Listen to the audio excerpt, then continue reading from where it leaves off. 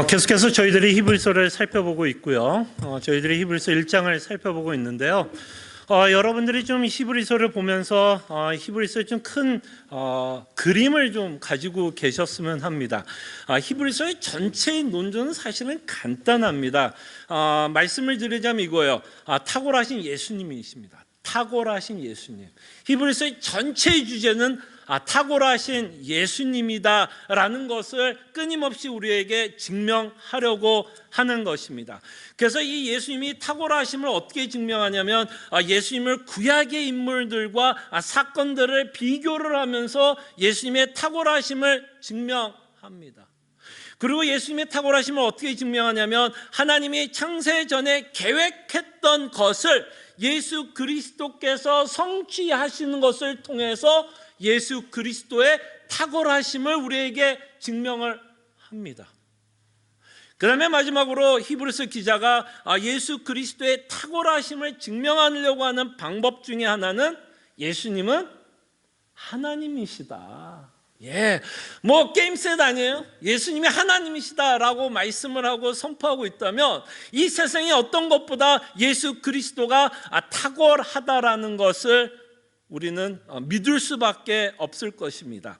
그래서 우리는 예수님의 탁월하심을 우리는 기억하시고 끊임없이 히브리서 기자는 예수님의 탁월하심을 구약과 비교하고 그 다음에 하나님께서 창세전에 계획했던 것을 그리스도께서 이루시는 것을 통해서 예수님의 탁월하심을 증명하고 있고 마지막으로 하나님이시다라는 것을 통해서 예수 그리스도의 탁월하심을 증명하고 있다라는 것을 기억해 주세요. 이 큰 그림을 갖고 저희들은 이제 나무를 보게 될 겁니다. 나무를 보게 될 것이고 가지를 볼 것이고 그 안에 있는 풀들과 이끼들을 살펴볼 것입니다. 그럴 때 이 큰 그림이 히브리서를 살펴보는데 여러분들에게 도움이 되었으면 합니다. 자, 근데 오늘 특이하게도 이 히브리서 기자는 또 누구와 비교를 하면서 예수님의 탁월하심을 증명하고 있냐면 천사와 비교를 하면서 예수님의 탁월하심을 증명하려고 합니다. 자, 그럴 때 여러분들이 이 본문을 읽어봤죠? 제가 한번 스캔합니다. 쭉 읽어보셨죠? 지금 제가 여러 번 얘기했어요. 지금쯤이면 안 읽어봤어도 그냥 끄덕끄덕 해주는 게 제가 들 시험에 들어요. 오케이. 어쨌든 여러분들이 히브리서를 읽어보셨으면 이미 여러분들이 1장을 읽으면서 이 특별히 4절부터 읽으면 첫 번째 드는 질문이 뭘까요? 오케이, 예수님이 탁월하다는 건 좋은데 지금 이 히브리서 기자는 고의적으로 누구와 비교를 하냐면 천사와 비교를 하고 있다는 거예요. 그럼 여러분들이 어떤 생각이 들어야 될까요? 본문을 읽으면서 어떤 생각이 드셨어요? 왜 히브리서 기자는 예수님을 천사와 비교하고 있을까에 대한 질문이 생겨야겠죠. 수많은 것들과 예수님을 비교할 수 있는데 왜 굳이 이 히브리서 기자는 천사와 비교를 하고 있을까에 대한 질문이 생길 것이라 생각을 해봅니다.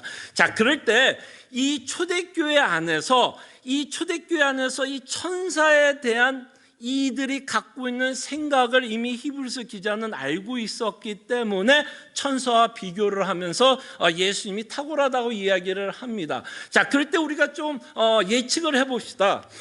이들이 이 히브리서 기자가 천사와 예수 그리스도를 비교하고 있다면 이들에게 천사의 위치가 굉장히 낮은 존재였을까요? 아니면 조금 높은 존재였을까요? 그쵸? 대답해 주니 참 감사하네요. 높은 존재였기 때문에 이들에게는 천사라는 존재가 높은 존재였기 때문에 너희들이 믿고 있는 천사보다 예수님이 뭐하다고 얘기하고 싶은 거야? 더 높다라고 이야기를 하고 싶은 거예요. 자, 그럴 때 이제 성경을 보면 이 초대교회 안에서 이 천사에 대해서 어떤 생각을 갖고 있었고 어떤 행동을 하고 있었는지를 보면 히브리서 기자가 왜 예수님을 천사와 비교를 하면서 예수님이 우월하고 탁월하다라는 것을 여러분들이 보게 됩니다. 자, 골로새서를 한번 볼까요? 자, 주보를 한번 보시면 이 초대교회 안에서 물론 이것이 골로새 교회 안에 있는 문제일 수도 있지만 아마 이것이 골로새 안에 있는 문제만은 아닐 거라고 생각을 해봅니다. 그럴 때 이 초대교회 안에서 천사들을 어떻게 대우했는지를 한번 보세요. 어떻게 대접을 했는지. 자, 제가 한번 읽어 드릴게요. 아무도 꾸며낸 겸손과 뭐라고요? 천사 숭배를 이유로 너희를 정죄하지 못하게 하라. 그가 그 본 것에 의지하여 그 육신의 생각을 따라 헛되이 과장하고. 자, 이들이 이 초대교회 안에서 이 천사는 어떤 대상이 되었다라고 우리가 생각할 수 있죠? 예배의 대상이 되었어요. 숭배의 대상이 되었다라는 것을 보게 됩니다. 그래서 이들의 생각 가운데는 이 천사가 뭐예요? 예배의 대상이 되고 숭배의 대상이라면 이 천사라는 존재가 하급이에요, 고급이에요? 고급이죠. 뭔가 좀 대단한 인물로 이들은 생각을 했다라는 것을 저희들이 보게 됩니다. 이 천사에 대한 이들의 생각이 대단했다라고 생각을 하고 있기 때문에 그 천사들을 바라보면서 그들에게 숭배를 하고 있고 예배를 하고 있다라는 것을 보게 됩니다. 자, 그럴 때 우리가 이 사도 바울이 골로새서에서 말씀하고 있는 이 천사 숭배의 진짜 문제는 이렇게 말씀을 합니다. 이 천사 숭배 자체도 문제이지만 이 천사 숭배를 하는 이유에 대해서 우리가 좀 생각을 해보자는 거예요. 자, 천사 숭배를 사도 바울은 이렇게 말합니다. 이들이 본 것에 의지하고. 이때는 모르겠어요. 하나님께서 이사야를 통해서도 이사야에게 뭐를 보여줬죠? 하늘문을 열어주시고 스랍들을 통해서 이 천사들을 보여주면서 하나님께 예배하고 있는 모습을 이사야에게는 보여주셨죠. 그 다음에 여러분들이 계시록을 읽어보면 그 요한은 뭐예요? 그 환상들을 통해서 끊임없이 천사들이 그 하나님을 찬양하고 예배드리는 모습을 저희들이 보게 됩니다. 그래서 어쩌면 이 당시에는 하나님께서 이런 환상들을 통해서 어떤 천국의 모습을 보여줬고 그 천국 안에 있는 어떤 천사들의 모습을 이들이 좀 보았다라고 생각해 볼 수 있을 것 같아요. 그래서 뭐예요? 이들이 본 것에 의지하고, 그래서 이들은 뭐예요? 많은 좀 환상들을 보게 되었다, 보고 있지 않았나라고 우리가 좀 추측을 할 수 있는데, 이 환상 자체도 문제가 아닐 수도 있는데, 문제는 뭐냐면 이들이 본 것에 의지하고 그 육신의 생각을 따라 헛되이 과장했다라는 게 문제입니다. 어쩌면 환상을 본 게 문제가 아니라 그 환상을 통해서 이들은 뭐 한 거예요? 뭐 했죠? 천사를 숭배했다라는 겁니다. 그들이 경험했고 그들이 체험했던 그 모습을 보면서 이 천사에 대한 대단한 생각을 가질 수도 있고, 그들에 대한 그 대단한 생각 때문에 헛된 생각을 갖게 되며 그들에게 숭배를 하고 있는 것을 저희들이 보게 됩니다. 결국에는 이들의 문제가 뭐냐면 이들은 경험을 의지하고 체험을 의지하면서 하나님을 예배하기보다는 그들이 보았던 어떤 천사의 모습을 보면서 천사들을 숭배했다라는 겁니다. 그럴 때 이런 모습들을 우리는 좀 이렇게 좀 한번 불러봤으면 합니다. 여러분들이 한번은 들어봤을 거예요. 신비주의. 어떤 환상을 보고 환상을 보면서 경험과 체험을 한 것을 의지하면서 신앙생활을 하는 것을 우리는 좀 신비주의라고 부를 수 있을 것 같습니다. 그때 여러분 혹시 경험하신 적 있으세요? 환상. 책도 옛날에 나왔던 것 같아요. 이 천국에 관한 많은 책들이 나왔는데 실명은 거론하지 않더라도 플로리다에 있던 목사님이서 제가 한국에 있을 때 중고등학교 때 나왔던 책이니까 상당히 오래된 책이었을 거예요. 아마 그 책의 제목이 내가 본 여러분 적어도 제목은 다 들어보셨네요. 그럼 거기 나왔던 내용도 여러분들이 아시겠죠. 뭔가 환상을 통해서 천국을 보았다라는 거죠. 자, 그것이 문제가 될 수도 있지만 저희들이 정말 생각해 보고 싶은 건 이거예요. 신비주의자를 이렇게 어떤 목사님은 정의를 했습니다. 이 정의에 대해서 우리가 좀 오늘 이 설교를 통해서 좀 생각을 해보려고 해요. 자, 신비주의라 하면 자신의 경험을 통해서 더 깊은 신앙의 성숙한 상태에 들어간다라고 생각하는 걸 신비주의라고 우리는 정의해 보자는 거예요. 자신이 경험하고 체험했다라는 것을 통해 더 깊은 신앙의 성숙한 상태에 들어가는 것. 그러니까 그 목사는 환상을 봤으니까 뭐라고 얘기할 수 있을까요? 뭔가 대단하고 자신의 신앙이 뭔가 좀 대단하다라고도 뭐 이야기할 수도 있겠죠. 뭐에 근거해서? 자신이 경험한 것, 자신이 체험한 것을 통해서 자신의 어떤 신앙의 어떤 성숙함을 말하고 있는 모습이 될 수도 있습니다. 그럴 때 이 신비주의가 갖고 있는 위험한 것은 환상을 본다 뭐 이런 게 아니라 경험을 의지하는 거예요. 내가 경험한 것을 의지하고 내가 체험한 것을 진리화 시키는 것이 위험한 것입니다. 저는요, 뭐 제가 성경 공부를 통해서 아마 제 이야기를 좀 잠깐 여러분들에게 했던 것 같아요. 사실 뭐 설교를 통해서 사실 제 얘기하는 거는 별로 좋아하지는 않는데 좀 오늘 설교를 여러분들에게 좀 설명하기 위해서 좀 제가 살아왔던 그 신앙의 여정을 여러분들에게 좀 이야기해 주면 제가 좀 말씀하고자 하는 내용들을 여러분들이 좀 잘 이해할 수 있을 것 같아서 그냥 제 얘기를 좀 할게요. 오늘 제 얘기를 좀 할 테니까요. 너무 좀 용서해 주시기를 바랍니다. 그럴 때 제가 지금도 뭐 젊지만 더 젊었을 때 뭐 10대 말 20대의 신앙생활은 저도 굉장히 경험과 체험을 굉장히 중요시했어요. 내가 경험하는 것, 내가 체험하는 것을 굉장히 중요시 여겼어요. 그래서 제가 이런 경험들을 굉장히 중요시 여겼기 때문에 저는 어느 모임에 참 자주 갔었는지 아세요? 이거 여러분들에게 이미 얘기했을 거예요. 저는 은사 집회도 참 많이 다녔어요. 자, 은사가 있느냐, 신비의 은사가 있느냐 없느냐는 신학적인 문제는 다음번에 뭐 혹시 기회가 있어서 여러분들에게 신학적인 내용은 여러분들에게 말씀을 그때는 드린다고 해도 어쨌든 제가 자라났을 땐 은사 집회가 굉장히 많았어요. 여러분 어떠세요? 여러분 어디 계셨어요? 80년대 말 90년대 초면요? 미국에 계셨어요? 한국에 계셨어요? 뭐 대충 어디 어쨌든 제가 신앙생활 했던 시기에는 이런 은사주의가 굉장히 활발했어요. 그걸 우리는 뭐 카리스마 이렇게도 부르기도 하죠. charismatic movement라고 이야기하고 미국에서도 굉장히 그런 무브먼트이 굉장히 강했던 시간들이 있었습니다. 그래서 저도 은사 집회에 굉장히 많이 참석을 했어요. 은사 집회를 참석을 하면서 저도 뭐를 받고 싶었을까요? 은사를 받고 싶었어요. 정말 그때 당시에 그래도 쉽게 받을 수 있는 은사가 뭐였냐면 그 중에 이게 뭐 저급하다고 얘기하는 건 아닐지 몰라도 좀 쉽게 받는 게 방언이라고 그래서 방언. 우리 성도 가운데도 혹시 방언하시는 분 있으신지 모르겠어요. 혹시 은사 집회 가서 방언을 받아보신 적이 있으신지 모르지만 저도 되게 방언을 받고 싶었어요. 그래가지고 이제 은사 집회를 가면 여러분 뭐 방언을 받고 싶어 하시는 분들이 있으면 나오라고까지 이야기를 합니다. 그래서 나와서 목사님 뭐 하냐면 안수기도를 해요. 안수기도 받아보셨어요? 안수기도를 하면요, 재미나는 현상들이 굉장히 많이 일어나요. 안수기도 하면 뒤로도 넘어져요. 근데 참 신기하군요. 목사님이 아무리 저한테 안수를 해도요, 저는 뒤로 안 넘어지더라고요.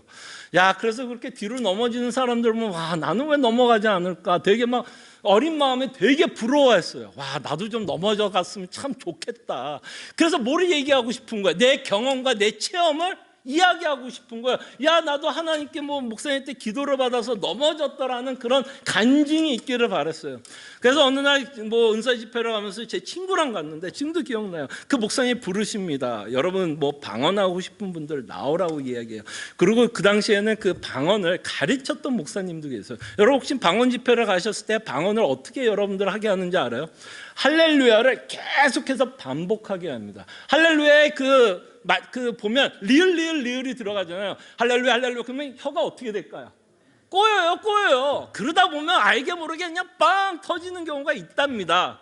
그래서 할렐루야 하다 보면 이제 보세요. 저 혓바닥이 구워지는 거를 느끼게 되죠. 그래서 그 목사님이 저를 안수를 해주면서 방언 이렇게 하면서 막 때려요. 되게 아파요. 막 때려요. 근데 되게 재밌는 건 흥미로웠던 건 뭐냐면 내 옆에 있는 친구는 터졌어요. 몰라 그게 진짜 방언인지 아닌지 신학적인 얘기는 나중에 할게요. 어쨌든 걔는 터졌어요. 근데 아까 말한 것처럼 저는 넘어지지도 못했고 목사님이 아무리 때려도 저는 그 할렐루야에서 방언이 터지지 않았어요. 자, 이렇게만 끝났다면 괜찮아요. 근데 문제는 뭐냐면 제가 뭐를 경험하고 싶었냐면 하나님의 임재를 경험하고 싶었고 하나님이 나와 함께하고 있다는 거를 그런 경험들과 체험을 통해서 저는 확인하고 싶었던 마음에 방언을 받고 싶었어요. 무슨 말인지 알겠죠? 근데 문제는 뭐냐면 저는 뭘 했죠? 방언을 못 받았어요. 그럼 제 마음이 어땠을 것 같아요? 여러분 집에 오면 할렐루야 하나님 감사합니다라고 얘기했을까? 아니 난 뭐지? 나는 뭘까? 아니 내 친구는 방언이라는 걸 터져서 이렇게 뭐 할렐루야를 하면서 이렇게 하는데 나는 뭐지라는 뭐가 생겨요? 내 신앙에 대한 의심이 생기더라고요. 무슨 얘기인지 알겠죠? 뭐 어떻게 보면 순수한 의도로 하나님을 경험하고 싶은 마음에 은사를 받고 싶었던 마음이 있어서 뭐 그걸 순수하게 볼 수도 있겠지만 그 순수했던 그 마음이 결국에는 제 신앙에 도움이 되지 않고 오히려 내 믿음을 의심케 하게끔 했더라는 거예요. 그 다음에 또다시 제가 제 경험을 좀 얘기하면 은사 집회도 많이 다녔지만 저는 또 어느 모임도 많이 갔냐면 찬양 집회도 참 많이 갔어요. 우리 때는 별일이 다 있었나 봐요. 여러분 때는 모르겠지만 저희 때는 참 별 무브멘트가 다 많았어요. 그때 정말 찬양 집회 뜨거웠습니다.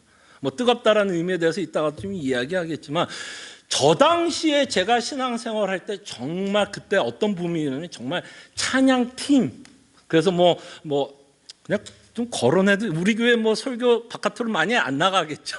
뭐 거론을 하자면 뭐 온누리교회 중심으로 한 찬양 모임들, 뭐 두란노, 여러분들 다 들어봤을 거예요. 그 다음에 그 당시에 굉장히 유명했던 찬양 인도자들이 있었어요. 여러분 알 거예요. 뭐 최덕신, 뭐 박종호, 송정미 다 들어보셨을 거예요. 정말 뭐 찬양 굉장히 좋았던 가사들 같이 그 찬양을 했던 거를 기억을 해요.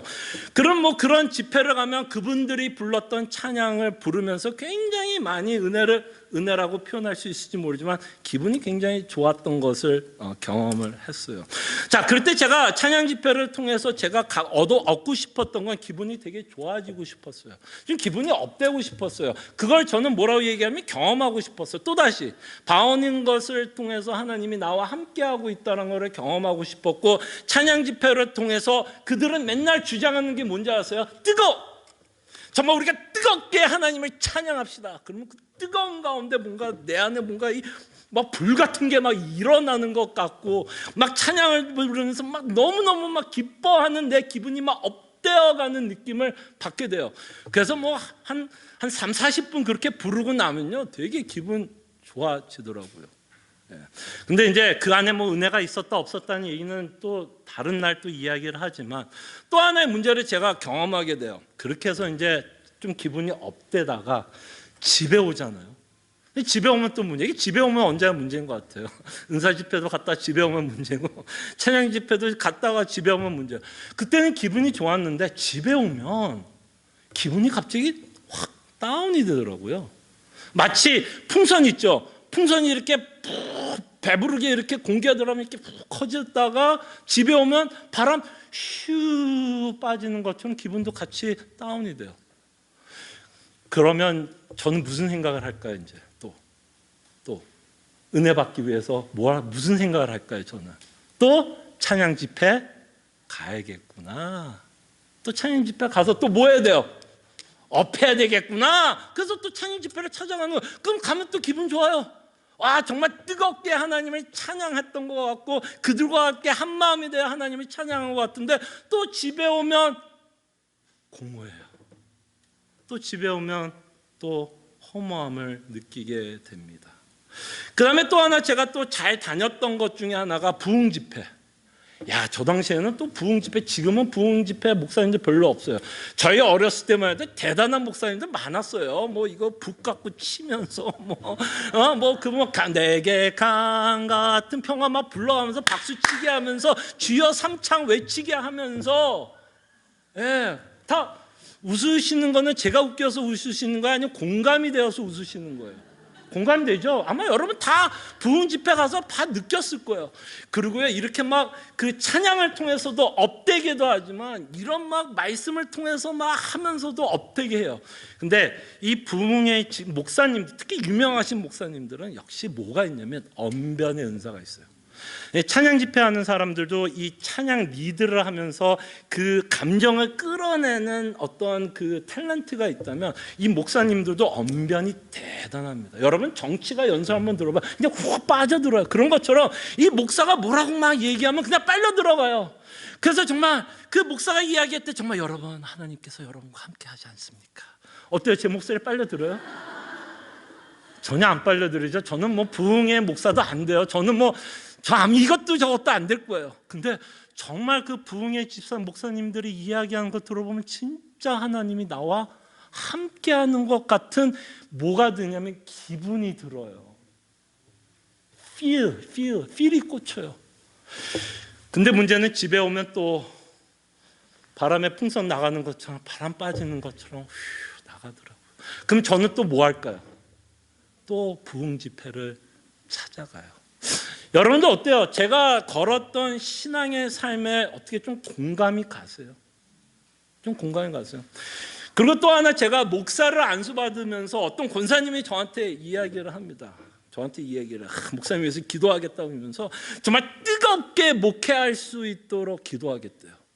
근데 저는 지금도 그게 무슨 말인지 모르겠어요.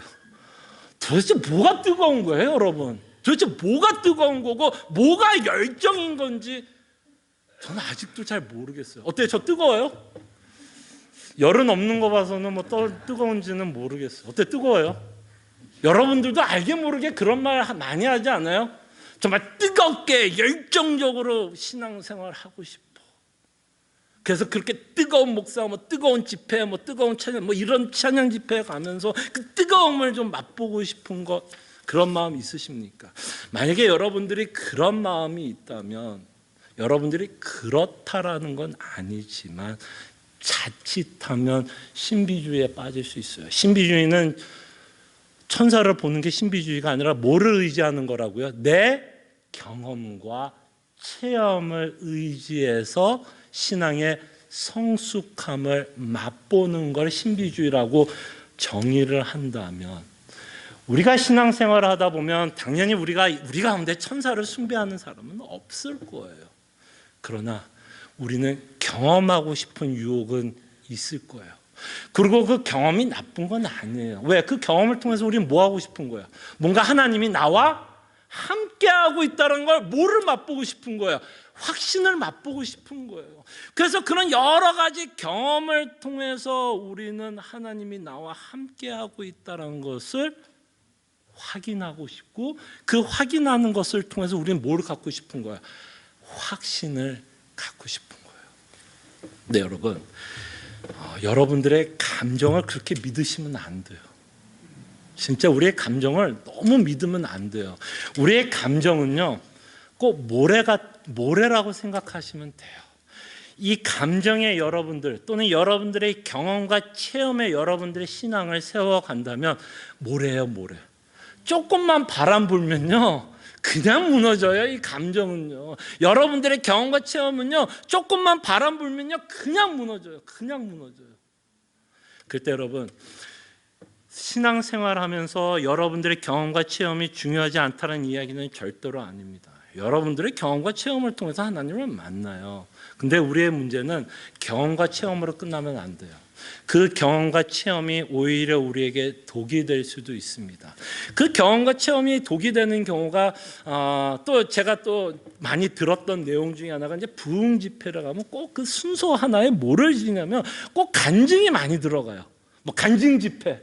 근데 여러분, 간증 집회를 여러분들이 들어보셨으면 대충 요약을 하면 대충 어떤 내용이에요? 간증들이 보통 어떤 거를 많이 간증을 해요?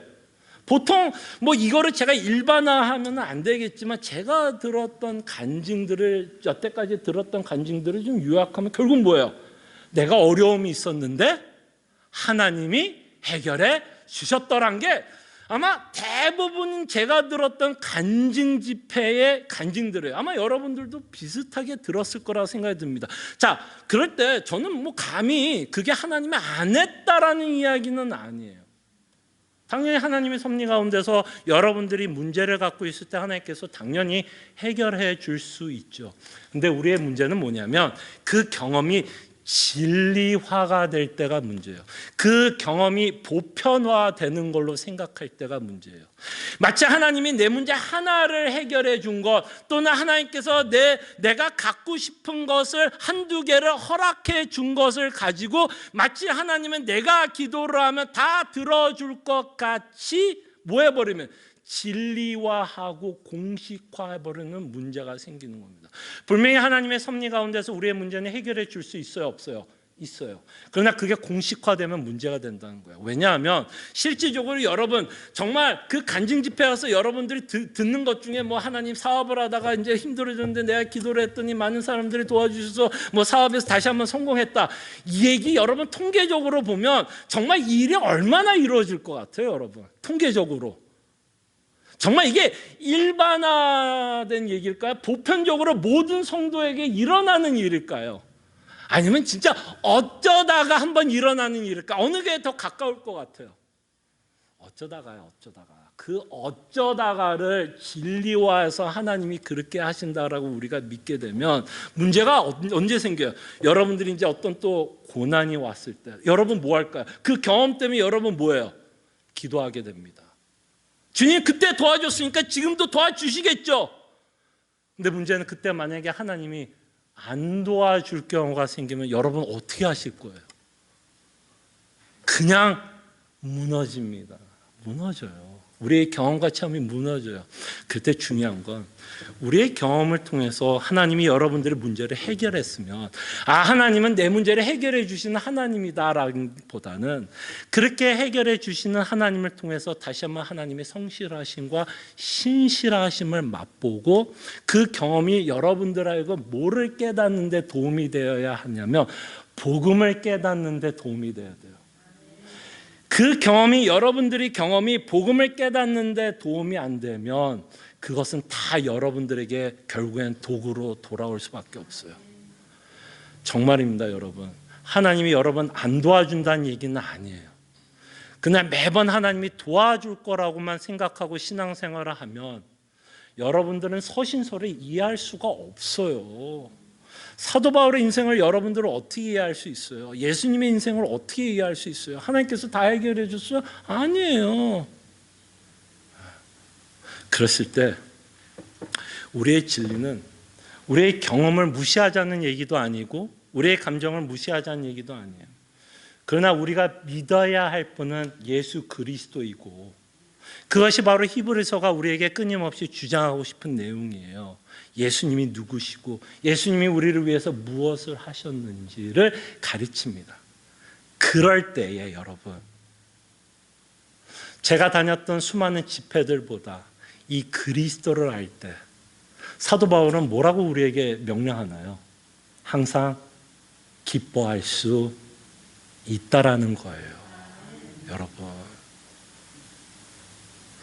어떤 경험에 의해서 여러분들이 기분이 업되는 게 아니라 정말 이 그리스도를 알 때 정말 그리스도께서 누구시며 그분이 우리 인생 가운데서 무엇을 했는지를 우리가 정말 알고 그리고 그 예수 그리스도와 사귈 때 그 사귐이 있을 때 그때 우리의 감정에 뭐가 들어올까요? 진짜 성경에서 원하는 기쁨이 넘칩니다. 그럴 때 여러분들은 신앙생활을 할 때 뭐에 의지합니까? 여러분들이 여태까지 경험했던 것, 체험했던 것을 의지하고 여러분들이 가졌던 간증에 의지해서 예수 그리스도를 믿고 있습니까? 아니면 진짜 예수님 때문에 정말 예수님이 누구시고 정말 그분이 하나님이시고 그분이 세상을 만드시고 그분이 우리 인생을 붙들시고 그분이 섭리하시며 우리의 선한 목자 되시며 우리를 위해서 십자가에 고 우리를 정결케 하시는 그 하나님이라는 그 구원을 베푸시는 그 하나님이시기 때문에 우리가 기뻐하고 있는지 우리 스스로 언제나 점검했으면 좋겠어요. 그래서 그 예수님 때문에 우리는 말씀을 듣는 것을 기뻐합니다. 베드로서 1장 3절을 볼게요. 베드로전서 3장 1절 3절에 보면 사도 베드로가 이렇게 말씀하시고 있죠. 그의 신기한 능력으로 생명과 경건에 속한 모든 것을 우리에게 주셨으니 이미 여러분들에게 하나님이 줄 수 있는 모든 복은 줬다 안 줬다? 주셨다라는 거예요. 그러면서 뭐예요? 이는 자기의 영광과 덕으로서 우리를 부르신 이를 뭘로 말미암아? 알므로 말미암아. 이 예수 그리스도를 알게 되면 여러분들이 얼마나 엄청난 복을 받고 있는지를 알게 된다는 거예요. 그래서 우리는 우리의 경험과 우리의 체험을 통해서 우리의 신앙의 성숙함을 판단하는 게 아니라 결국에 우리의 신앙의 성숙은 예수 그리스도를 아는 거예요. 그리고 그 그리스도와 사귀는 거예요. 그리고 그 사귐 가운데 뭐를 맛보는 거예요? 항상 기뻐하는 거고 그 기쁨 때문에 우리는 뭐 하는 거예요? 하나님께 찬양도 드리는 겁니다.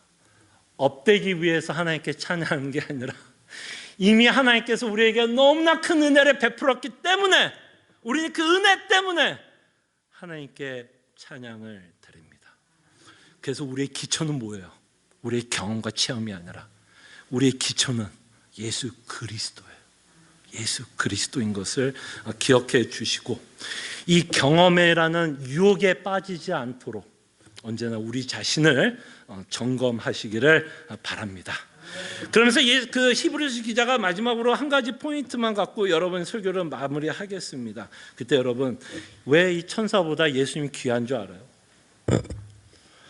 그럴 때 천사는 교회를 위해서 신부를 위해서 죽지 않았습니다. 그죠? 천사가 성도들을 위해서 죽지 않았어요. 누가 성도들을 위해서 죽었어요? 예수 그리스도께서 성도들을 위해서 죽으셨습니다. 그럼에도 불구하고 이 1세기 교회는 누구를 숭배했어요? 천사를 숭배했어요. 네, 여러분 이렇게 한번 여러분들에게 질문하고 싶습니다. 분명히 우리 가운데 천사를 숭배하는 자들은 없을 거예요. 근데 여러분 인생 가운데 천사와 같은 것은 있지 않아요? 천사와 같은. 이 당시에 이들이 뭐 했다고요? 천사를 숭배했다 그러죠. 예배의 대상으로 삼았죠. 그때 우리 인생 가운데 여러분과 제 인생 가운데 우리도 알게 모르게 예수 그리스도를 숭배하는 게 아니라 천사와 같은 것을 숭배하면서 살아가지 않느냐는 거예요. 그랬을 때 저는 이 천사를 다르게 표현한다면 어떤 단어로 표현할 수 있을까요? 그렇죠. 우상들. 여러분 천사가 우리를 위해서 죽지 않았지만 우상도 우리를 위해서 죽지 않습니다. 우상도 여러분들을 위해서 희생하지 않아요. 우상은 여러분들 사랑하지 않아요. 우상은 여러분들이 지키지 않습니다. 우상은 끊임없이 여러분들을 노예로 만들어버려요. 우상은 끊임없이 하나님으로부터 멀게 합니다. 여러분 원색적으로 말씀을 해보죠. 돈이 나를 위해서 죽지 않습니다.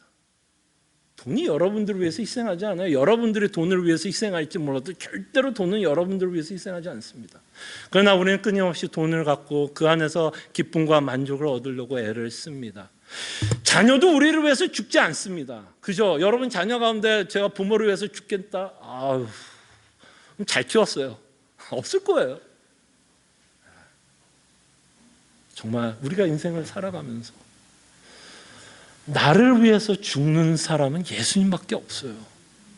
그렇기 때문에 이 세상에 어떤 것보다 누가 가장 귀할까요? 예수 그리스도밖에 없습니다.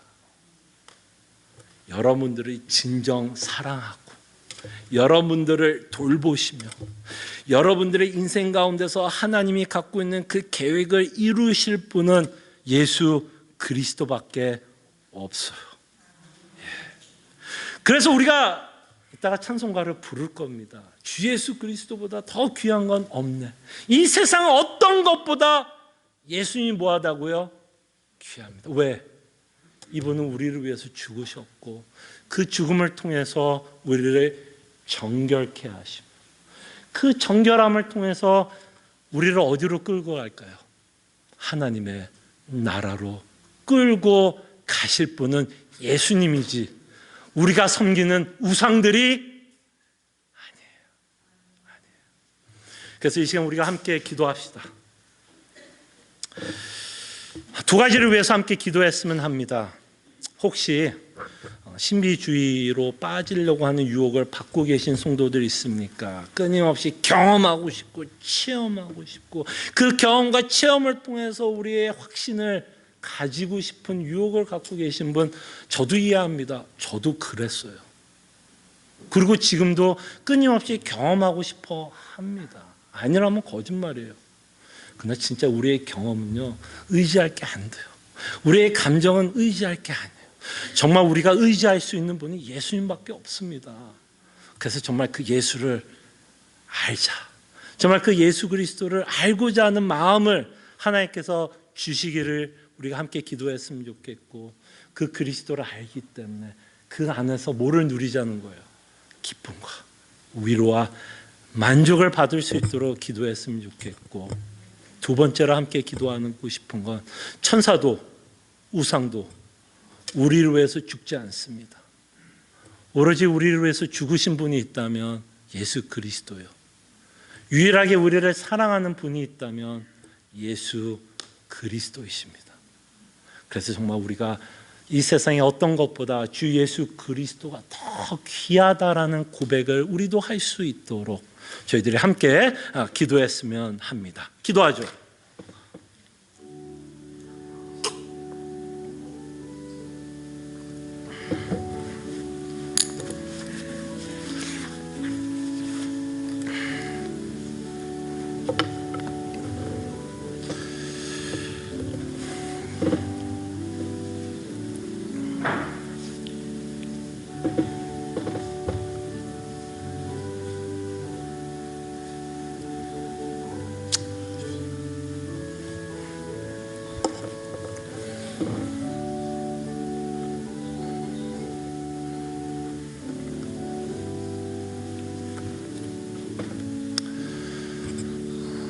참으로 고마우신 하나님, 저희들이 이 땅에 살아가면서 많은 경험도 해주게 하여 주시고 또한 실질적인 여러 문제도 하나님의 섭리 가운데서 해결해 주시고 또한 우리가 필요한 것보다 더 풍족하게 채우시는 하나님 것을 우리가 경험하지만 이 경험이 절대로 진료화되지 않도록 우리의 생각과 마음을 지켜 주시옵소서.